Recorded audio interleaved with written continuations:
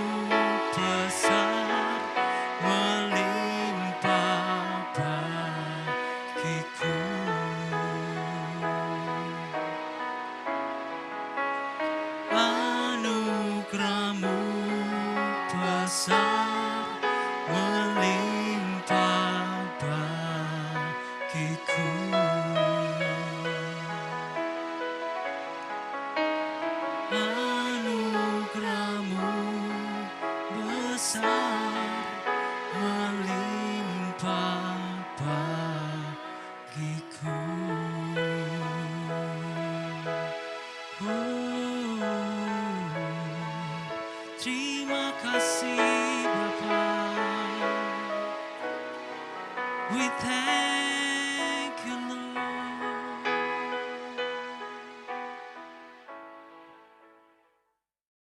Shalom, puji nama Tuhan. Siang ini kita kembali bisa beribadah. Mari kita datang terlebih dahulu kepada Tuhan untuk menyerahkan ibadah kita dari awal sampai akhir, supaya Tuhan sungguh-sungguh berbicara kepada kita dan memberkati kita semua. Mari kita satukan hati di dalam doa. Kepadamu Bapa kami mengucap syukur bahwa hari ini kembali kami bisa beribadah untuk mendengar sabdamu, memuji, menyembah Engkau. Bahkan setiap hari kami rindukan Engkau lewat saat teduh kami, lewat persekutuan kami secara pribadi bersama-sama dengan Engkau. Kami percaya Tuhan, Engkau sayang kami semua, dan biarlah kami boleh bertumbuh dalam anugerah-Mu, di dalam pengenalan akan Engkau. Mari Bapa, Roh Kudus tolong hamba-Mu untuk menyampaikan kebenaran firman-Mu, supaya kebenaran ini sungguh-sungguh kami mengerti, kami terima, dan kebenaran ini boleh tersimpan dalam hati kami, di tanah hati kami yang subur, untuk berbuah lebat bagi kemuliaan nama Tuhan. Terima kasih Bapa, di dalam nama Tuhan Yesus. Amin. Mari puji nama Tuhan saudaraku. Saudara membuka Alkitab saudara di rumah. Saudara juga bisa menyediakan catatan buat saudara bisa mempelajarinya kembali di waktu-waktu mendatang. Firman Tuhan saya ambil dari Amsal 3 ayat 5 dan 6. Tema kita, judul firman Tuhan siang ini adalah percaya kepada Tuhan. Amsal 3 ayat 5 dan 6. Ayat ini berbunyi demikian. Percayalah kepada Tuhan dengan segenap hatimu, artinya dengan sepenuhnya, dan jangan bersandar kepada pengertianmu sendiri. Akuilah Dia dalam segala lakumu, maka Ia akan meluruskan jalanmu. Saudaraku yang dikasihi Tuhan, Alkitab mengajar kepada kita supaya kita sungguh-sungguh belajar percaya kepada Tuhan dengan sepenuhnya, dengan segenap hati. Dan kita tidak diinginkan oleh Tuhan bersandar pada pengertian kita sendiri, pada pendapat kita sendiri. Bahkan setiap saat ketika kita mengambil keputusan, kita harus akui Dia dalam segala laku kita, maka Ia akan meluruskan jalan kita. Kata percaya memang satu kata yang ajaib. Pengalaman tentunya kita semua memiliki kehidupan di dalam Tuhan.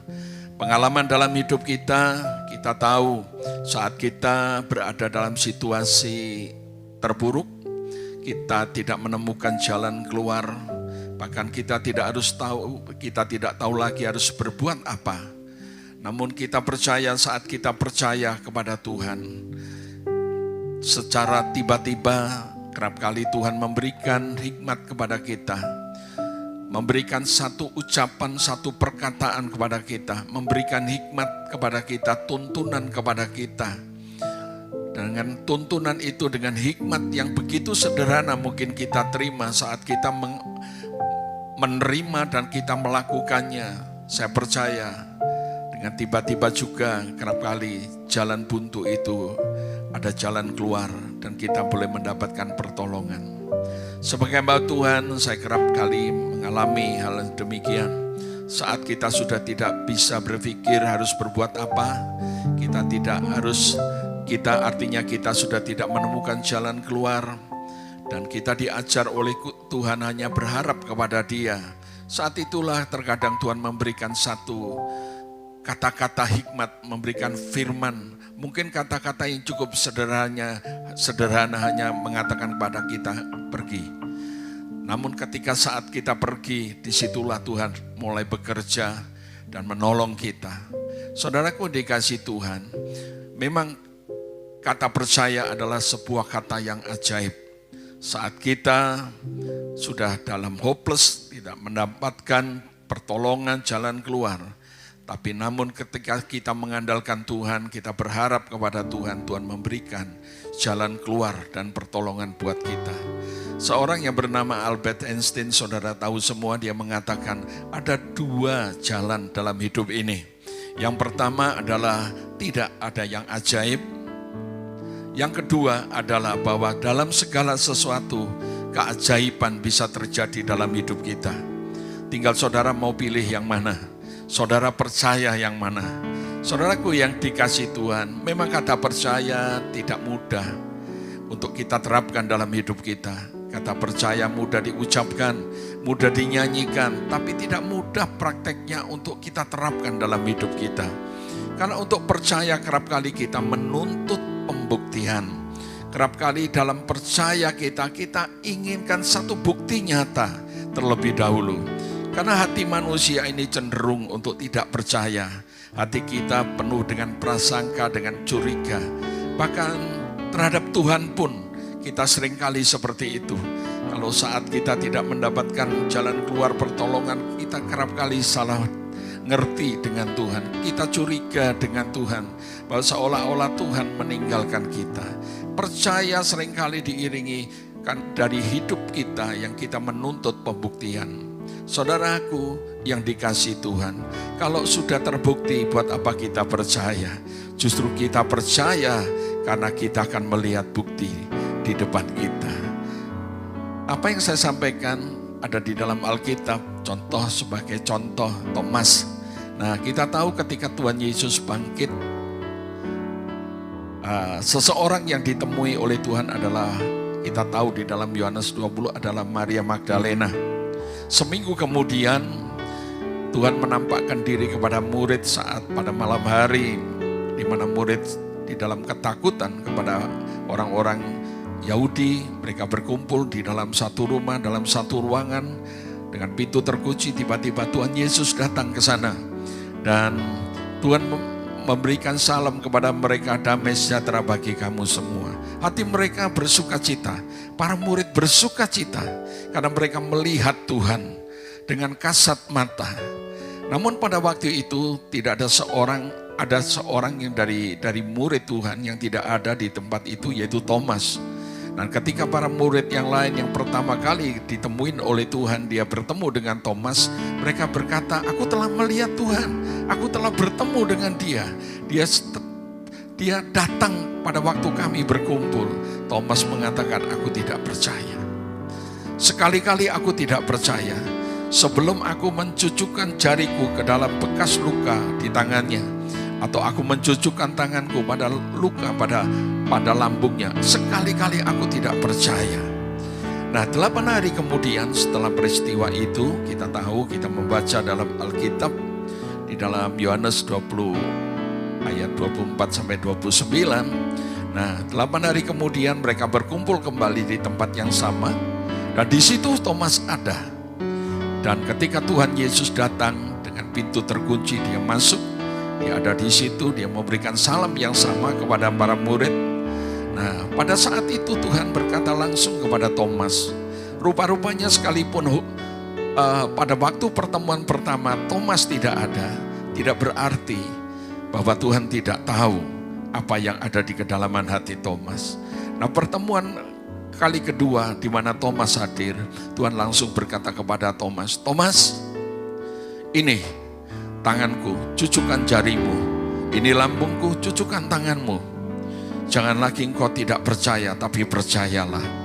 Pada saat itu Thomas mungkin dia terkejut dengan apa yang dia ucapkan beberapa hari sebelumnya. Nah, pada waktu pertemuan itu sungguh-sungguh mungkin membuat Thomas gemetar. Karena Tuhan mengatakan, karena engkau telah melihat aku, engkau percaya. Karena pada waktu itu ketika Tuhan mengatakan, jangan lagi engkau tidak percaya, Thomas berkata, ya Tuhan dan Allahku. Dia tahu ketika dia melihat sungguh ada di depan matanya, bahwa Yesus hadir dengan kuasa kemuliaannya, Thomas tidak bisa mengingkari bahwa kenyataan Tuhan tahu apa yang dia katakan. Tuhan tahu kedalaman hatinya. Saat itu dia berkata, karena engkau telah melihat aku, maka engkau percaya. Berbahagialah mereka yang tidak melihat, namun mereka percaya. Itulah yang disampaikan oleh Rasul Paulus dalam 2 Korintus 5 ayat 7, sebab kami ini hidup karena percaya, bukan karena melihat. Kalau sudah melihat, sudah ada buktinya, buat apa kita percaya, bukan? Itulah yang diajarkan Tuhan kepada kita semua. Firman Tuhan selalu mengajar untuk percaya kepada Tuhan dengan segenap hati. Tidak bersandar pada pengertian kita sendiri. Tidak bersandar kepada pendapat kita sendiri. Saudaraku yang dikasihi Tuhan, kita tahu apa yang disampaikan oleh Rasul Paulus. Aku menderita, tapi aku tidak malu. Aku kekurangan, tapi aku juga tidak malu. Aku belajar untuk mencukupkan diriku.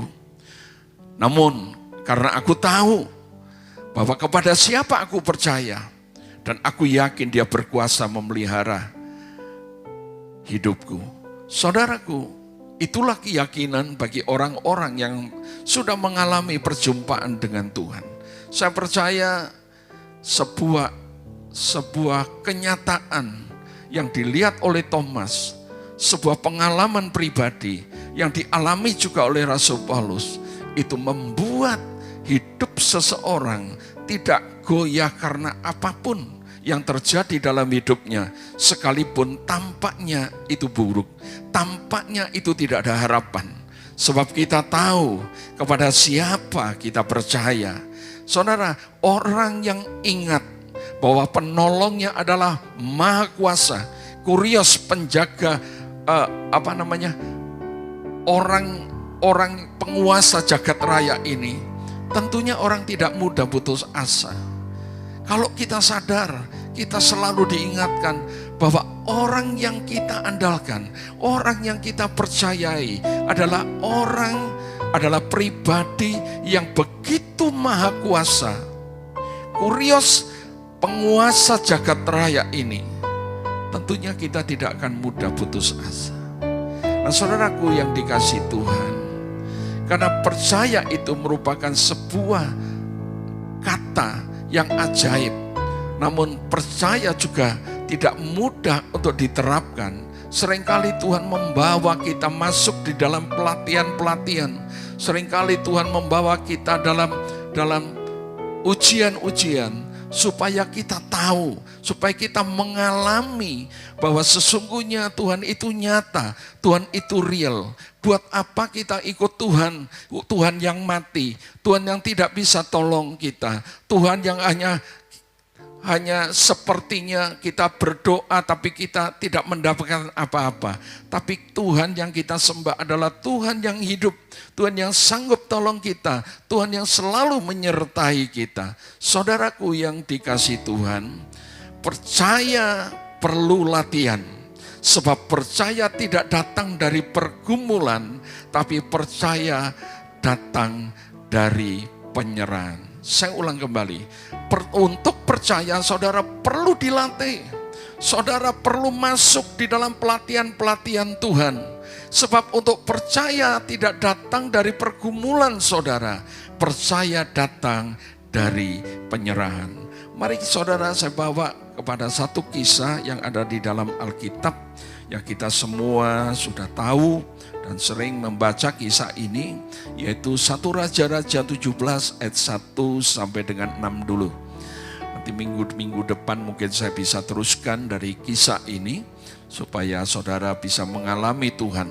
Saudaraku, 1 Raja-Raja 17 ayat 1 sampai dengan 6. Lalu berkatalah Elia orang Tisbeh dari Tisbeh Gilead kepada Ahab. Ahab ini raja Israel, saudara.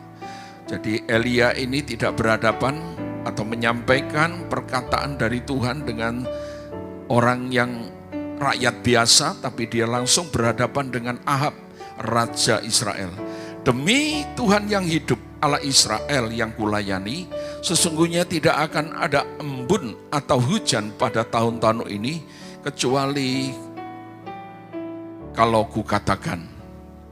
Kemudian datanglah firman Tuhan kepadanya, pergilah dari sini, berjalanlah ke timur, dan bersembunyilah di tepi sungai Kerit, di sebelah timur sungai Yordan.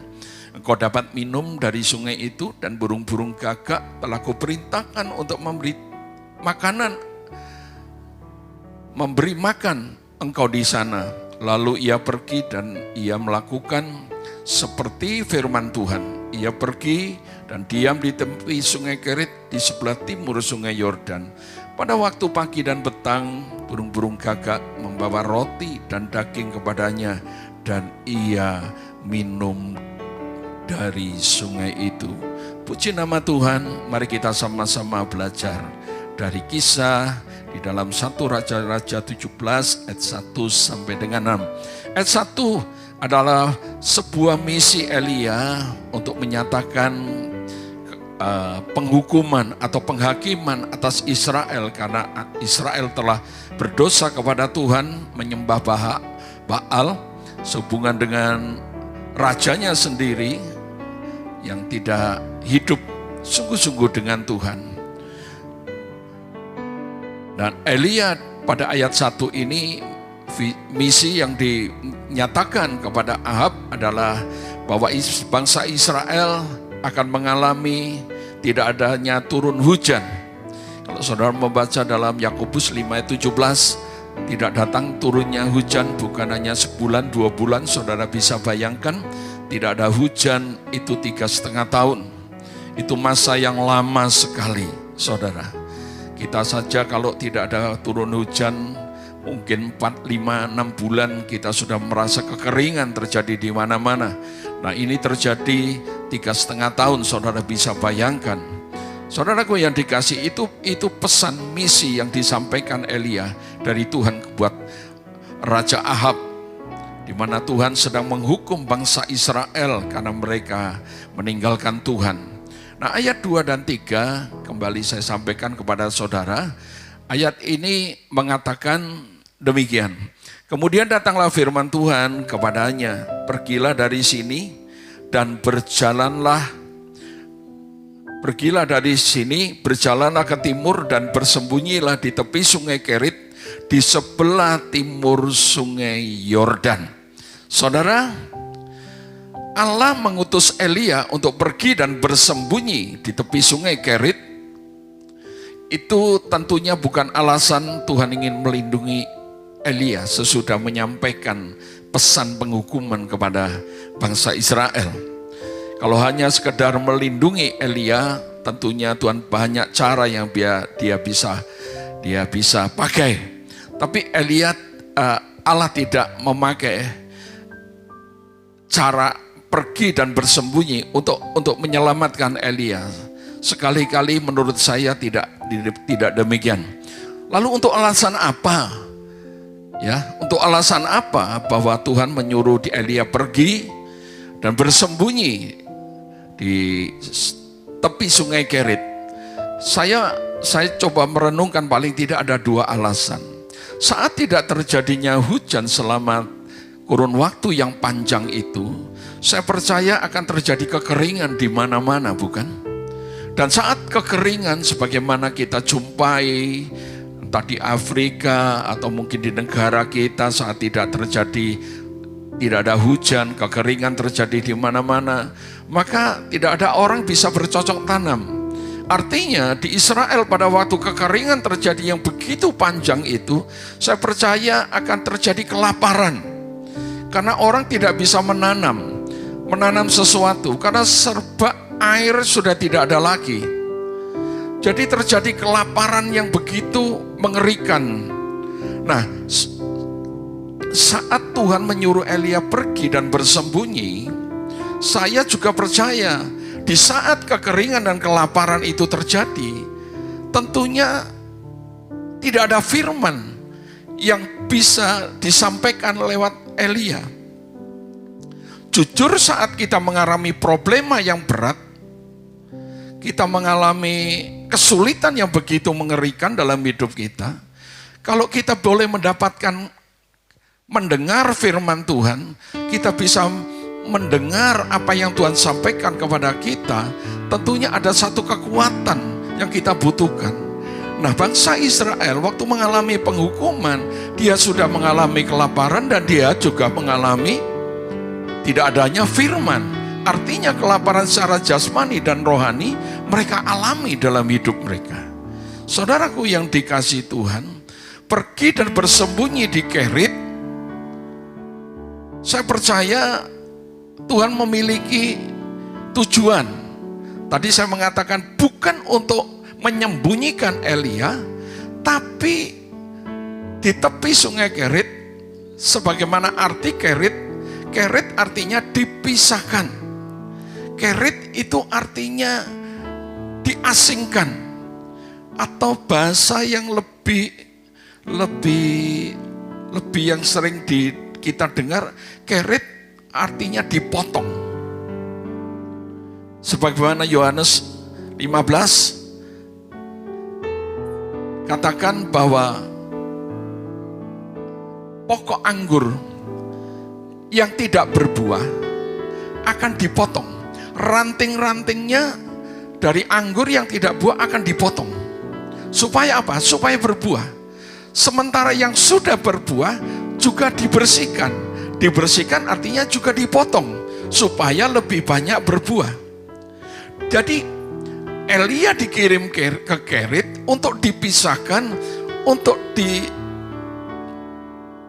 dipotong, di mana Elia sedang dipersiapkan oleh Tuhan untuk hidupnya semakin berbuah.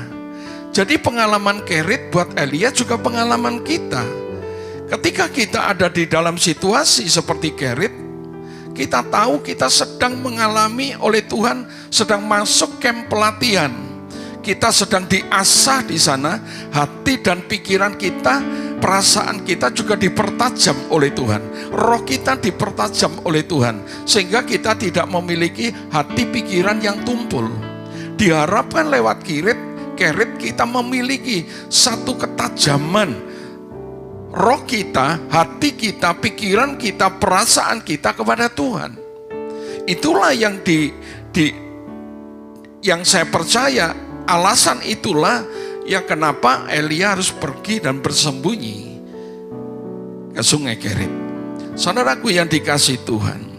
Nah, sungai Kerit ini tentunya tidak seperti sungai-sungai yang ada, mungkin seperti Kali Brantas, sungai-sungai yang begitu meluap airnya. Tapi sungai ini dikatakan juga dalam penafsiran seseorang, ini anak sungai. Jadi sungainya begitu kecil. Karena itu, kalau saudara membaca kisah ini selanjutnya, ketika Elia ada di sana, sungai ini lama-lama mengering juga. Nah, mari kita belajar. Sebagaimana Elia, kita di sini juga diajar oleh Tuhan. Paling tidak ada 2 keterampilan rohani yang Tuhan sedang inginkan terjadi dalam hidup kita. Keterampilan yang dilatih oleh Tuhan dalam hidup kita, di dalam pelatihan di Kerit ini, supaya kita boleh bertumbuh di dalam pengenalan akan Tuhan. Karena Tuhan rindukan tidak ada apapun dan siapapun yang kita andalkan kecuali Tuhan. Saudaraku yang dikasihi Tuhan, keterampilan yang saya maksudkan yang pertama adalah Kerit mengajar kita untuk percaya kepada Allah tanpa ragu. Kerit sedang membawa kita masuk di dalam camp pelatihan Tuhan, supaya kita memiliki keterampilan untuk percaya kepada Tuhan tanpa ragu. Karena Amsal tadi mengatakan supaya kita percaya kepada Tuhan dengan segenap hati kita. Artinya tidak ada kebimbangan, tidak ada keraguan sama sekali. Kita boleh percaya kepada Tuhan sepenuhnya. Hati yang berserah itulah yang percaya.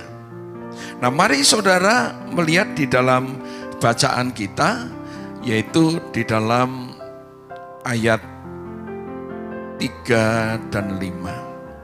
Pergilah dari sini, berjalanlah ke timur dan bersembunyilah di tepi sungai Kerit, di sebelah timur sungai Yordan.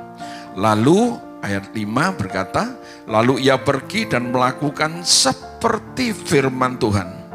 Ia pergi dan diam di tepi sungai Kerit di sebelah timur sungai Yordan.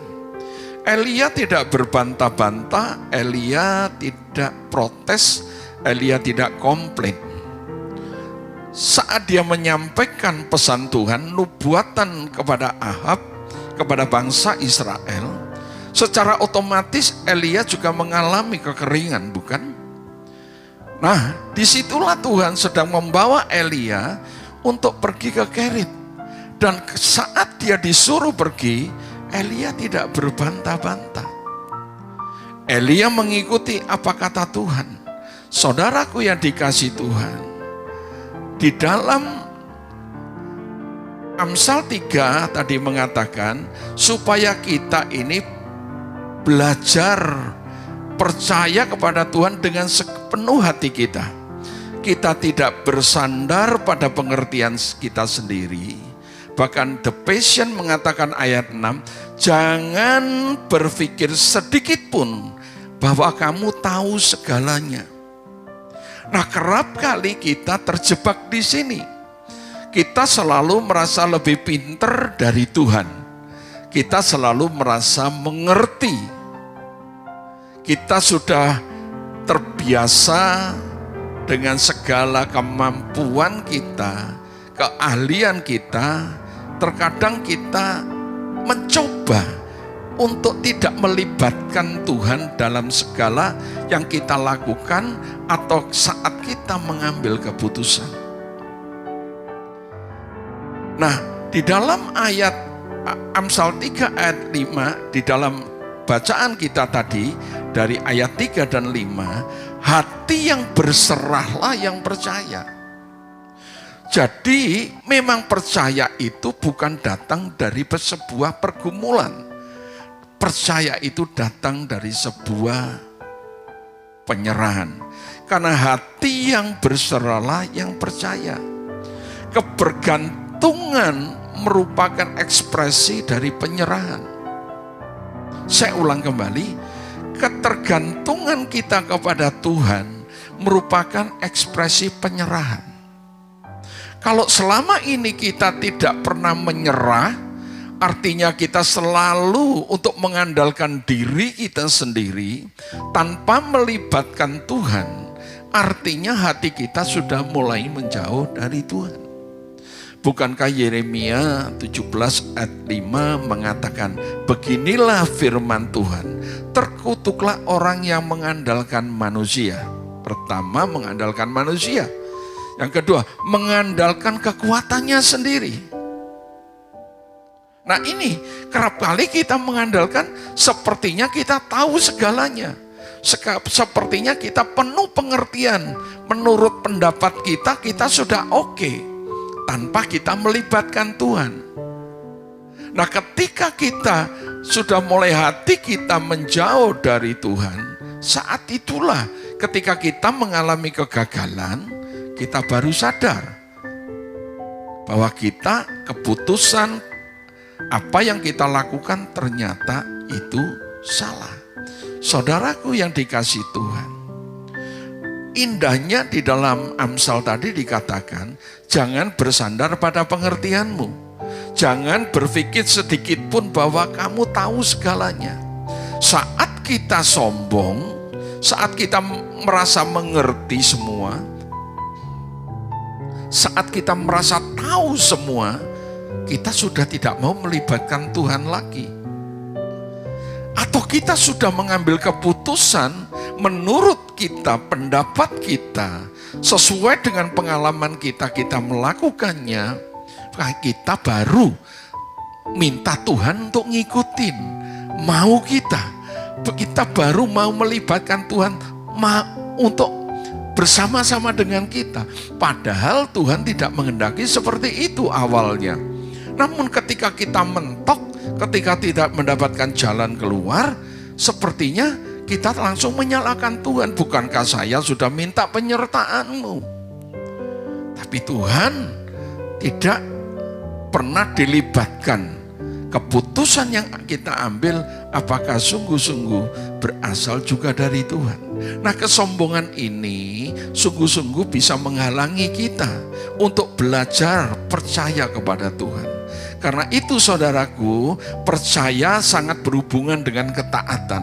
Elia taat sebab dia percaya. Kenapa dia percaya? Sebab Elia tidak mengandalkan kekuatannya. Elia tidak mengandalkan apapun dan siapapun. Artinya dengan kerendahan hati, Elia menyerahkan keputusan Tuhan dan dia tinggal melakukannya. Itulah yang Tuhan inginkan dalam hidup kita. Kita percaya kepada Tuhan, kita baru bisa taat kepada Tuhan. Kita taat kepada Tuhan dan kita percaya kepada Tuhan karena kita sudah, hati kita sungguh-sungguh nol di hadapan Tuhan. Kita tuh tidak bisa lagi mengandalkan diri kita sendiri, pendapat kita sendiri, tapi kita mengandalkan pendapat, hanya keputusan Tuhan. Yang kedua, Kerit mengajar kita berjalan bersama dengan Tuhan setiap hari. Coba saudara perhatikan ayat 4 dan 6. Engkau akan minum dari ayat 4. Engkau dapat minum dari sungai itu dan burung-burung gagak telah kuperintahkan untuk memberi makan engkau di sana. Pada waktu ayat 6, pada waktu pagi dan petang burung-burung gagak membawa roti dan daging kepadanya dan ia minum dari sungai itu. Perhatikan baik-baik. Allah tidak memenuhi keinginan kita semua, tetapi Allah pasti dia memenuhi keperluan kita, kebutuhan kita. Seringkali kita ingin semua keinginan kita dipenuhi oleh Tuhan, tapi Tuhan tidak seperti itu. Tuhan adalah Tuhan yang mengajar kita untuk hari lepas hari kita bergantung kepada Dia. Kita tidak lagi mengandalkan apapun dan siapapun. Kita hanya bergantung kepada Dia. Hari demi hari, kata Mazmur 68 ayat 20, terpujilah Tuhan, hari demi hari Ia menanggung kita. Karena Allah adalah keselamatan kita. Hari demi hari Dia menanggung kita. Bangsa Israel dipelihara di padang gurun, setiap hari diberi mana, besok diberi mana. Tidak pernah dikatakan oleh Alkitab bangsa Israel mengambil hari itu untuk seminggu. Tuhan melatih kita untuk berjalan bersama-sama dengan Dia setiap hari. Setiap hari merupakan pengalaman yang indah bersama dengan Tuhan. Allah tidak memenuhi semua keinginanmu, semua hasratmu. Saya tahu itu, tapi Tuhan tidak pernah lepas tanggung jawab untuk memenuhi keperluanmu. Filipi 4 ayat 19 berkata, Allahku sanggup memenuhi segala keperluanku menurut kekayaan dan kemuliaannya dalam Kristus Yesus Tuhan. Saudaraku, kalau kita diberi kelimpahan secara mendadak, artinya Tuhan sepertinya sedang melakukan sesuatu yang begitu dahsyat dalam hidup kita secara tiba-tiba sesuai dengan keinginan hasrat kita. Bisa saja kita melupakan Tuhan. Bisa saja kita mencintai dunia lebih dari Tuhan. Dan Tuhan tidak inginkan itu. Saudaraku, Dia mengajar kita untuk mempercayai Tuhan, Sang Pemberi berkat, melampaui dari berkat itu sendiri. Dengar baik-baik. Kerit mengajar kita untuk mempercayai Tuhan Pemberi berkat, melampaui pemberiannya, melampaui berkat yang diberikan kepada kita. Kita tidak lagi terkesan akan pemberiannya, tapi kita terkesan dengan pribadi yang memberinya. Itu yang Tuhan inginkan dalam hidup kita. Setiap hari Elia dipaksa mempercayai Allah. Sebab kebutuhannya dipenuhi dari sungai yang begitu kecil. Kebutuhan air yang disediakan buat Elia sungguh-sungguh sangat minim. Bahkan anehnya, Tuhan juga memakai burung gagak Konon burung gagak adalah burung yang goblok, burung yang bodoh, burung yang tidak bisa dipercaya, dan burung yang tidak bisa diandalkan.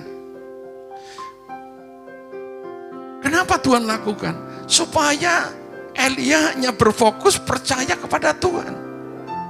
Nah, mari kita masing-masing melihat diri kita. Bahwa sesungguhnya Kerit mengajar kita bukan hanya hari lepas hari supaya kita percaya kepada Tuhan, tapi hari lepas hari Tuhan fokuskan hidup kita hanya percaya kepada pemberi kehidupan, pemberi berkat, bukan berkat itu. Ada satu ungkapan yang sangat berarti yang pernah saya baca.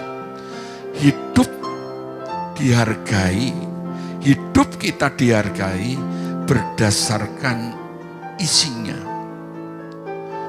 Hidup kita ini dihargai berdasarkan isinya, bukan rentang waktunya.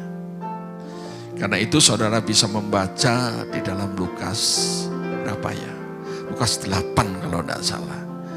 Kalau anak manusia itu datang, adakah didapati iman di bumi ini?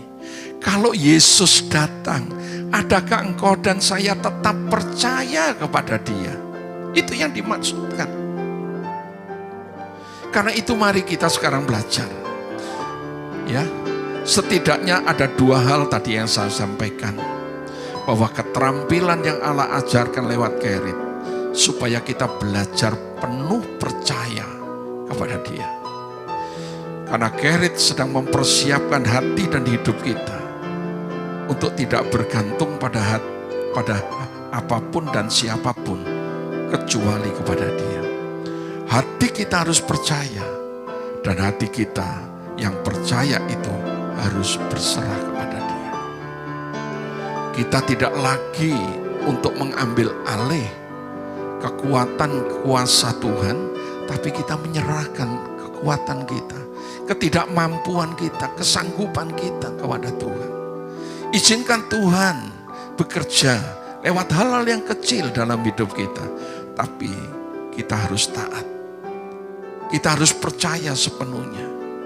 Bahkan hari demi hari kita diajar oleh Tuhan untuk kita belajar percayakan pemeliharaan Tuhan. Tuhan tak pernah tinggalkan kita. Tuhan selalu ada bersama kita. Mungkin hari-hari ini engkau sedang mengalami PHK, engkau sedang mengalami kekurangan, engkau sedang mengalami kelaparan, baik jasmani atau emosi. Tapi Tuhan sedang mempersiapkan saudara dan saya. Nanti ketika saudara membaca 1 Raja 17, saudara akan mengerti. Sesungguhnya step demi step, Elia dibawa oleh Tuhan untuk mempersiapkan ada hal yang besar yang harus dia pikul dan dia tanggung jawab, harus dihadapi sehubungan dengan keselamatan bangsa Israel. Saudaraku yang dikasihi Tuhan, betapa indahnya firman Tuhan. Sekali lagi percaya kepada Tuhan dengan segenap hatimu. Jangan mengukur dengan kekuatanmu. Jangan engkau berspekulasi dengan kemampuanmu. Serahkan itu kepada Tuhan. Akui Dia dalam setiap lakumu. Artinya mengakui Dia, engkau harus dekat dengan Dia. Bukankah Mazmur 25 ayat 4 Tuhan bergaul karib dengan orang-orang yang takut akan Dia, dan perjanjiannya diberitahukan kepadanya. Hidup berharga bukan diukur oleh rentang waktunya. Hidup berharga berdasarkan isinya.